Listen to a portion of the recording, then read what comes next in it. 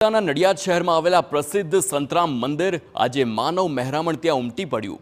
આજે પોષી પૂનમની સંતરામ મંદિરે ભવ્ય ઉજવણી થાય છે। જે બાળકો બોલતા ન હોય તેમના માટે બોર ઉછાળવાની બાધા પણ શ્રદ્ધાળુઓ રાખતા હોય છે। આજે વહેલી સવારથી જ સંતરામ મંદિર ખાતે દેશ વિદેશથી હજારોની સંખ્યામાં શ્રદ્ધાળુઓ ઉમટ્યા હતા। मारो सन लास्ट ईयर बिल्कुल बोलतो नतो पण मैं अहींया बधा राखी संतराम महाराजनी अने मैं बोर उछाळ्या। बीजे दिवसे एकदम पोपटनी जेम ते बोलता थई गयो अने अत्यारे हूँ त्यांथी पण एक बे जणनी बाधा लईने आई छुं पूरी करवा।